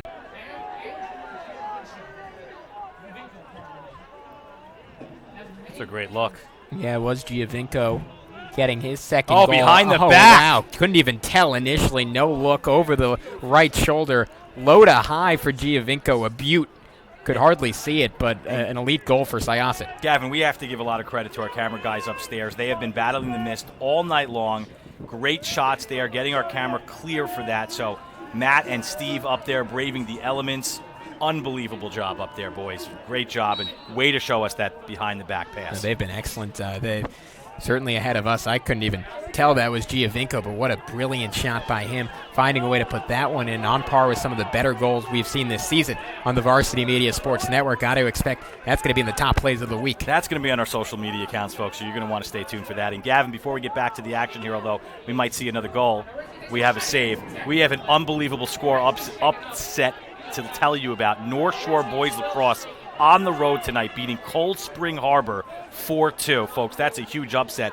Congratulations to the North Shore Vikings boys team for beating Cold Spring Harbor. We were just at Cold Spring Harbor on Monday night, and they really took it to Wantagh, and this is, shocking. Absolutely, and we saw just how dominant, I would say in similar fashion, that Cold Spring Harbor team is in terms of winning possession. They have two of the better face-off men on Long Island against this very same Syosset group. The Braves didn't win a single face-off in that game. Cold Spring Harbor has been playing about as well as anyone in Class B, and that's a shocker that North Shore came in there. So a little bit of momentum, maybe it gives a little extra hype to our girls' game with Meg McCormick and company trying to match the boys' side. And we saw North Shore play Friends Academy. They won that game handily up in North Shore, the boys did. So that's another team, Gavin, that we have to keep our eyes out in Class B. Who knows what could happen there, even though Cold Spring Harbor is the heavy favorite. But just goes to show you could win at any point at any time. Giovinco draws the flag after the repeated roll dodges. So an EMO for Syosset, trying to tack on another goal. Giovinco having himself a really nice fourth quarter.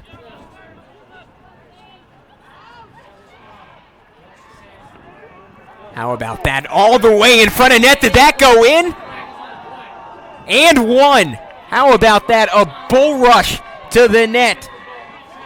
And another goal for Syosset as they work their way back into this one. Herculean effort that time. Let's take another look at that one again. A lot of bodies in front of net. What a run, though, that time falling down. It was almost, the check almost gave him a little bit of momentum to finish that one off. Couldn't see the number. No, couldn't quite tell who it was, but an epic goal either way for Syosset. It's good to get a little momentum here. Obviously, this game's probably out of reach for the Braves, but finish strong, finish the regular season strong, and like we talked about before, just head into the postseason on a good note. And I have no doubt that the Braves will bounce back to finish up their regular season. They're too good of a team, Gavin, not to.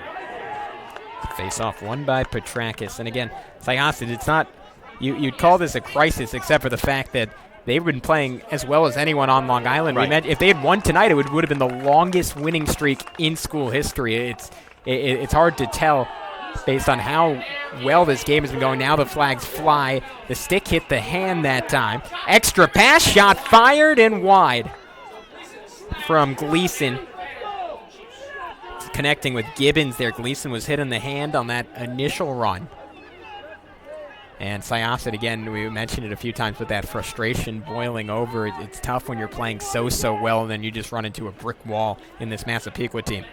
And, of course, both of these teams, let's be honest, have state championship aspirations. So only one can move on from Nassau County. At that point, you have to beat the Suffolk representative, which last year was Ward Melville, and they're as hot as ever, one of the top.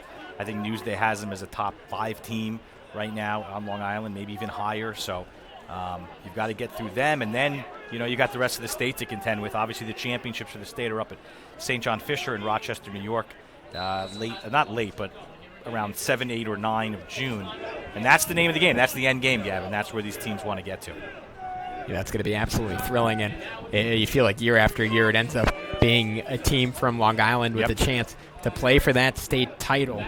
So it's certainly a mark the rest of the state contests. And there's some good teams across New York this year, so it'll certainly be interesting, but very few with the talent of a Massapequa as Lufty finally gives Syosset a little bit of a break, throwing that one right into the netting of Joey Greco's stick. And Massapequa is absolutely not going to back off. They remain relentless trying to take this ball back. And a timeout taken by Syosset this time around. So down by 9 is Syosset. They'll take a break. Under 3 minutes to go as we wrap this one up on the Varsity Media Sports Network.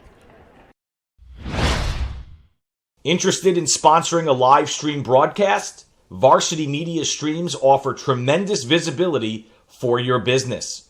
Contact us at 516-403-2050 for rates and packages.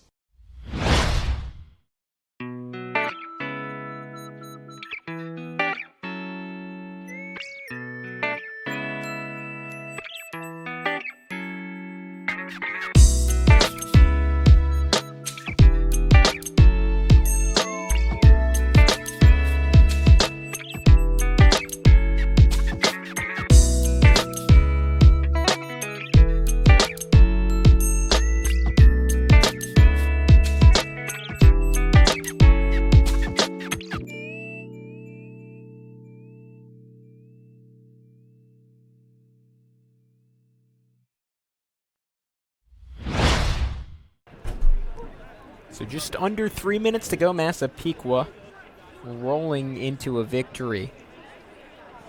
It was a strong effort in the early going. They went up about 5-1, or 4-1, excuse me, in the first quarter, and it just continued from there. Syosset building a little bit of momentum in this fourth behind the efforts of Andrew Giovinco and company, and it's been a little bit too little, too late as Massapequa looks to wrap this one up on the Varsity Media Sports Network.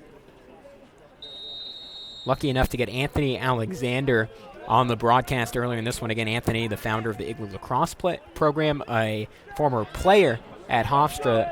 And Ben, you had the interview with him at halftime. I thought it was so fascinating to learn more about that Igloo Lacrosse program, and one that just involves so many of these top players on Long Island. I think you even mentioned they've won world championships. Yes. It's stunning to find out, and it's really cool getting to talk to Anthony about it. Absolutely. There's 3 players here on this team: Sean Gillespie, AJ Alexander, and Joe Boetti, who all play together, even though they're on different teams. Obviously, Sean Gillespie is on Massapequa, but they play together in the summer.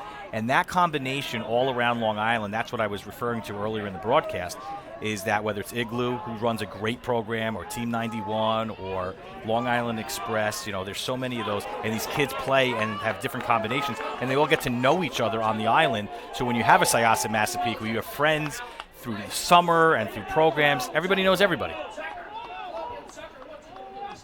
Logan Tucker will slow things down with 2 minutes left. Massapequa just trying to hold on at this point.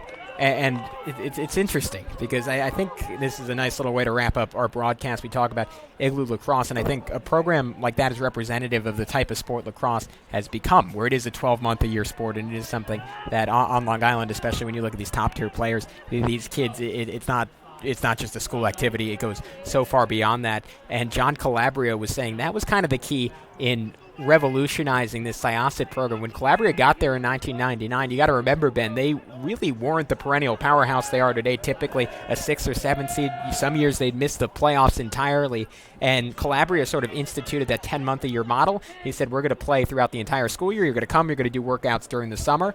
And with that, Syosset, it took nearly a decade, but by 2007, they went from an average program to winning a county title, and right. it's been nothing but greatness from there. And now they're a powerhouse, along with Massapequa and Farmingdale and some of the others. Yeah, it obviously is a commitment.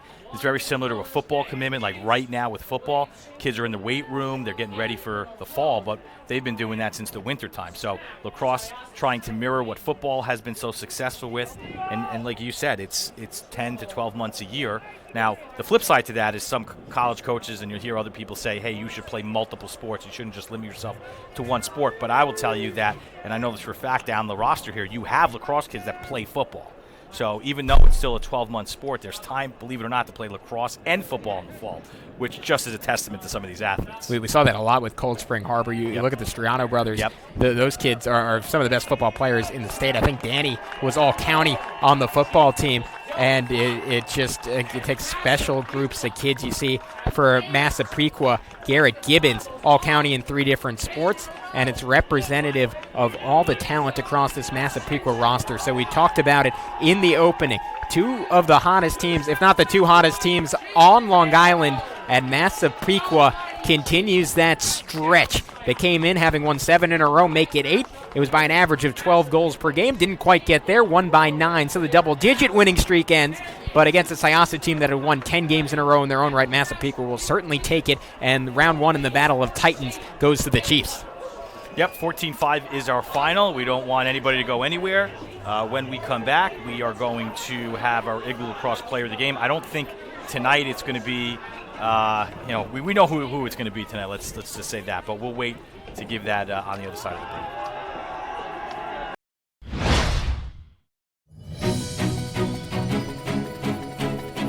Now is the time to sign up with Varsity Media for this year's lacrosse season. We offer competitive filming rates for full season coverage of your team. Varsity Media also offers action photography during the lacrosse season as well. To learn more about our services, visit varsitymedia.net or give us a call today. Hey sports fans, why settle for watching games after they've been played? Varsity Media brings the action to you live. Contact us today to learn more about streaming your events live. 516-403-2050 or visit us online at varsitymedia.net. We highlight your life.